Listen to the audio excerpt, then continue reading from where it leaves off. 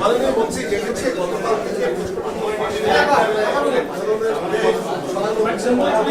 বিবৃতি দেওয়া হয়েছে, আপনারা এখন পর্যন্ত পেরেছেন এবং আসলে কি চিন্তা? ধন্যবাদ আপনার প্রশ্নের জন্য। আমি তো আমার সকল মিডিয়া ভাই বোনদের জিজ্ঞেস করতে পারি আপনাদের ইনফরমেশনটা কি। মূলত তো আমরা আপনাদের অপেক্ষায় থাকি, কিন্তু গুজব ছড়ায় কি আপনাদের সঠিক দায়িত্ব। আমি আশা করব গুজব ছড়ানোর আগে যেন একটু ভেরিফাই করে না হয়।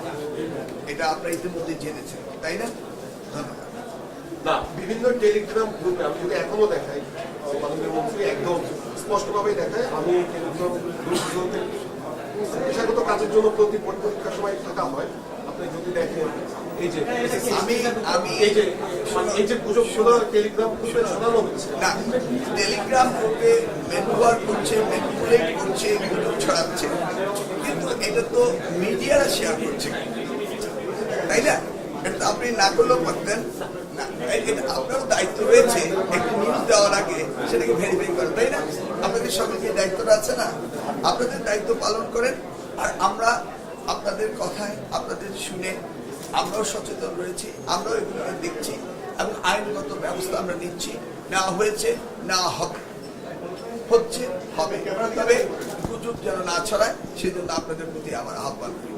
স্যার, স্টুডেন্ট এবং অভিভাবকদের কি বলে আপনি আশ্বস্ত করবেন? পরীক্ষাটা ভালো মতো হয় কিভাবে আশ্বস্ত করবেন? আমরা তো নন স্টপ বলে যাচ্ছি যে আমাদের সকল চেষ্টা রয়েছে সুন্দর পরিবেশে সুন্দর পরীক্ষা নেওয়ার জন্য, এবং এই গুজবে না কান দেওয়ার জন্য আমরা অনুরোধ করছি। বিশেষ করে আপনারা মিডিয়া যদি সচেতন হন তাহলে এটা হতো না। পার্টিকুলারলি কালকে কি একটি মিডিয়া এটা করেনি? পার্টিকুলারলি এই মিডিয়ার দায়িত্ব ছিল না এটাকে ভেবে দেখা, খোঁজে দেখা, সত্যতা যাচাই করা। আর ফেসবুকের উপর নির্ভরশীল হতে হবে না। ফেসবুক ধরে গেছে ইনস্ট্যান্ট কফির মতো, তাই না? ইনস্ট্যান্ট বেরোচ্ছে, ইনস্ট্যান্ট মন্তব্য হচ্ছে, আমরা তো দেখতেই পাচ্ছি। কফি তো খেতে একটু সময় লাগে, ঠান্ডা হতে হয়, কিন্তু তা তো হচ্ছে না। যেভাবে আবার অন্যান্য মিডিয়া, কয়েকটি মিডিয়া সেই ভিডিওগুলিকে আবার রেকর্ড করে প্রচার করছে এবং তাদের পার্সোনাল ফেসবুকে করছে, এবং ওই টেলিভিশনে উইথড্র করার পরে গুজব নিশ্চিত হওয়ার পরেও যারা করেছে তাদের বিরুদ্ধে তো ব্যবস্থা নিতে হবে। সকলকে সচেতন হতে হবে, তা না হলে এই বিষয়গুলো চলতেই থাকবে এবং ছাত্রছাত্রীরা ক্ষতিগ্রস্ত হবে। আমি আশা করব যে এই ক্ষতিগ্রস্ত আমাদের কারণে যেন না হয়। আপনাদের সকলের সহযোগিতা কামনা করছি। ধন্যবাদ।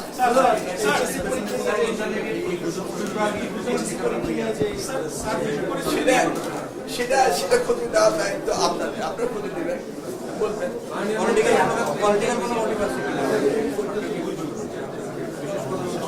না না, সরকারকে তো এই ধরনের ঘটনা সরকার তো বিব্রত হবেই, তাই না? এই ধরনের গুজবে তো সরকার বিব্রত হবে। আপনারা খুঁজে দেখবেন এর ভিতরে মোটিভটা কি। এই যাবৎ আমি তো দেখছি আপনারা সন্তুষ্ট, আমরা সন্তুষ্ট, অভিভাবকরা সন্তুষ্ট, শিক্ষার্থীরা সন্তুষ্ট, পরীক্ষার্থীরা সন্তুষ্ট। এই পর্যন্ত আমরা ভালো খবরই পাচ্ছি। দেখি আগামী দিনগুলি সুন্দরভাবে আপনাদের সহযোগিতায় ভালোভাবে কাটতে পারলেই আমরা খুশি। এইখানে তো বক্তব্য দিয়েছি, এখানে স্টেক হোল্ডার তো শুধু বোর্ড নয়, এখানে ইউনিভার্সিটি রয়েছে এবং ইউনিভার্সিটি এবং বোর্ড মিলে সমন্বিতভাবে এই ইন্টারমিডিয়েটের পরীক্ষার্থীদের তাদের যে একটা বিরাট গ্যাপ, এই গ্যাপটাকে সেশন চর্চিত হচ্ছে, সেটাকে আমাদের আস্তে আস্তে গ্যাপ করতেই হবে। আপাতত এনসিটিভির দায়িত্ব সিলেবাস কারিকুলামগুলি সঠিকভাবে দেওয়া, 2 বছরের কোর্স 2 বছর দেওয়া, এবং সেই সাথে ইউনিভার্সিটিগুলো বসে কিভাবে আমরা তাদের পাস করার সাথে সাথে অ্যাডমিশন দিতে পারে সেই ব্যবস্থাগুলো করা, সেটা আমাদের করতে হবে।